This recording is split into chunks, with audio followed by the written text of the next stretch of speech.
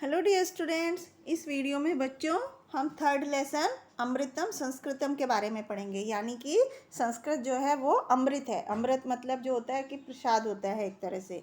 विश्वस्य सर्वासु उपलब्धासु भाषासु संस्कृत भाषा प्राचीनतमा भाषास्ति। इसका मतलब विश्व की सभी भाषाओं में जितनी भी उपलब्ध भाषाएं, विश्व में जितनी भी भाषाएं हैं इस दुनिया में, उनमें संस्कृत सबसे ज़्यादा पुरानी भाषा है। भाषेयम बहिनाम भाषाणाम जननी माता। ये भाषा भाषेयम बहिना, ये बहुत सी भाषाओं की जननी है, मतलब जिनसे उन संस्कृत से बहुत सारी भाषाएं पैदा हुई हैं। प्राचीनयो विज्ञान विज्ञानयो निधि अस्यामेव सुरक्षितो अस्ति। अर्थात प्राचीन पुराने जो ज्ञान विज्ञान का जो खजाना है, निधि है, वो इसी में ही सुरक्षित है। संस्कृतस्य महत्व विषय केनामपि कथितम। संस्कृत के महत्व के बारे में, इम्पोर्टेंस के बारे में किसी ने कहा है, भारतस्य प्रतिष्ठे द्वे संस्कृतो स्था। अर्थात भारत की दो प्रतिष्ठाएं हैं। भारतस्य प्रतिष्ठे द्वे संस्कृत भारत की दो प्रतिष्ठाएं हैं, संस्कृत और संस्कृति। संस्कृत संस्कृति स्था, अर्थात संस्कृत और संस्कृति भारत की दो प्रतिष्ठाएं हैं। इसी तरह से अब हम अगला पैराग्राफ पढ़ते हैं। इयम भाषा अतीव वैज्ञानिकी। यह भाषा बहुत ही वैज्ञानिक है, मतलब साइंटिफिक है, बहुत ही ज़्यादा ग्रामेटिकल है। अस्या भाषाया वैज्ञानिकतां विचार्य एवं संगणक विशेषज्ञा कथयन्ति यत् संस्कृतमेव संगणकस्य कृते सर्वोत्तमा भाषा विद्यते। अर्थात इस भाषा की जो वैज्ञानिकता है, जो साइंटिफिक है, वो को सोचकर ही कंप्यूटर, संगणक विशेषज्ञ मतलब कंप्यूटर के जो एक्सपर्ट होते हैं, उन्होंने कहा है कि संस्कृत ही कंप्यूटर के लिए सबसे अच्छी भाषा है। अस्या वाङ्मयं वेदे पुराणे नीतिशास्त्रे चिकित्सा शास्त्रादिभिश्च समृद्धमस्ति। अर्थात इसका साहित्य, वाङ्मय मतलब इसका जो साहित्य है वो वेदों में, पुराणों में, नीति शास्त्र में, चिकित्सा शास्त्र मतलब मेडिकल साइंस में आदि से समृद्ध है, भरा हुआ है। कालिदास सदृशानां विश्वकवीनां काव्य संध्यम अनुपम। मतलब कालिदास जैसे विश्व कवि, कालिदास के समान के जैसे जो पूरी दुनिया के में फेमस कवि हैं, उनका जो काव्य सौंदर्य है, जो उनकी कविताएं हैं, वो एकदम अनुपम है, अनोखी हैं। कौटिल्य रचितम अर्थशास्त्रम जगति प्रसिद्धमस्ति। कौटिल्य द्वारा रचित, कौटिल्य जो कवि थे, उनके द्वारा बनाए हुए अर्थशास्त्र जो हैं वो पूरी दुनिया भर में फेमस हैं।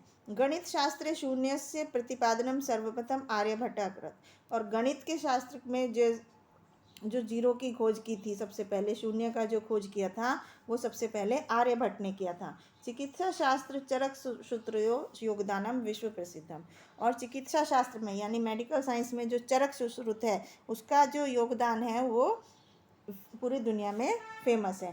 संस्कृति यानी अन्यानी शास्त्राणी। संस्कृत में जो और दूसरे शास्त्र हैं, तेषु वास्तुशास्त्र। कौन कौन से शास्त्र हैं? वास्तुशास्त्र है, रसायन शास्त्र है, खगोल शास्त्र, खगोल विज्ञान है, ज्योतिष शास्त्र है, विमान शास्त्र है। ये सब जो शास्त्र हैं ये बहुत ही ज़्यादा उल्लेखनीय है, इनका वर्णन करने लायक है। इसी तरह से अगला पैराग्राफ पढ़ते हैं। संस्कृत इदम वैशिष्ट्यम वर्तते यत् अस्याः वाङ्मये विद्यमाना सूक्तयः अभ्युदयाय प्रेरयन्ति यथा वसुधैव कुटुम्बकम योगः कर्मसु कौशलम इत्यादि है।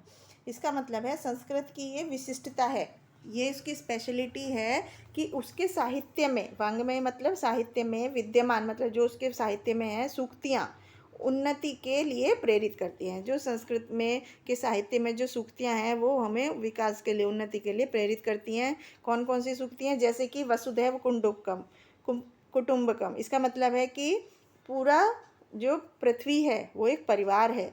योगः कर्मसु कौशलम इत्यादि। योगः कर्मसु कौशलम मतलब कार्यों में ही कुशलता का योग है। इस तरह से कुछ कुछ सूक्तियाँ हैं जिसमें जो बहुत ही उन्नति के लिए प्रेरित करती हैं। वरिष्ठानं कनिष्ठान् च प्रति अस्मामि कथम व्यर्भयम् इत्यस्य व्यवहारिकं ज्ञानम संस्कृतमेव ददाति।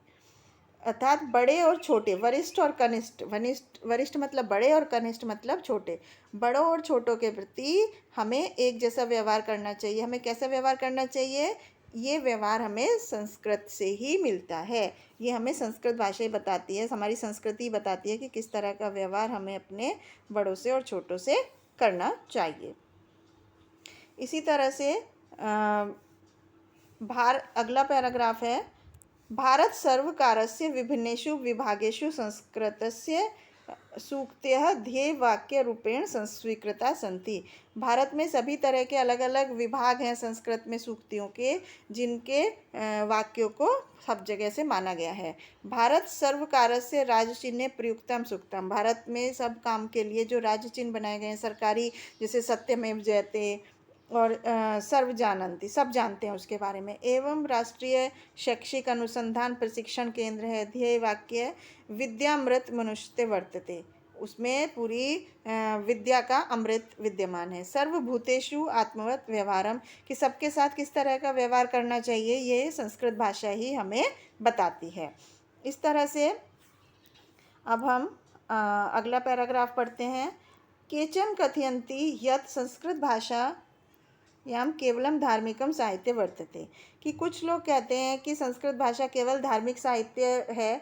ऐसी धारणा समीचीना सन्ति, ऐसी धारणा ठीक नहीं है। संस्कृत भाषा ग्रंथे मानव जीवनाय विविधा विषया समाविष्टा सन्ति, संस्कृत भाषा में मानव जीवन के बहुत सारे विषय समाविष्ट है, मतलब उसके अंदर समाहित हैं। महापुरुषाणाम मति, जो महापुरुषों के जो विचार हैं, उच्च विचार हैं। उत्तम जनानाम घृति, श्रेष्ठ लोगों के जो धर्म संबंधी काम हैं उनके। सामान्य जनानाम जीवन पद्धति, और सामान्य लोगों की जो जीवन की पद्धतियां हैं, जो उनके अनुसरण है, वो देखने योग्य हैं, वर्णित हैं संस्कृत में। अतः अस्माभिः संस्कृतम अवश्यमेव पठनीयम, इसलिए हमें संस्कृत भाषा अवश्य जरूर पढ़नी चाहिए। येन मनुष्य समाजस्य च परिष्कारः भवेतु, जिससे कि मनुष्य के समाज की शुद्धि हो। और उसके बारे में कहा गया है अमृतम संस्कृतम मित्र, कि हे मित्र, भाषाओं में जो महान ज्ञान विज्ञान का पोषण करने वाली अमृत के समान सरल, सरसम सरल वचः, अमृत के समान सरस और सरल वाणी है, वो संस्कृत है। अमृतम संस्कृतम भाषासु महीनियम यद ज्ञान विज्ञान पोषकम, मतलब भाषाओं में जो महान है, भाषास माहिन्यम, भाषाओं में जो महान ज्ञान विज्ञान का पोषण करने वाली और अमृत के समान सरस और सरल वाणी है, वो संस्कृत है। अर्थात इस तरह से हमें इस लेसन में संस्कृत के बारे में बताया गया है कि संस्कृत भाषा कितनी महान है और संस्कृत में किस तरह से अमृत भरा हुआ है, इसलिए हमें संस्कृत भाषा ज़रूर पढ़नी चाहिए। Thank you.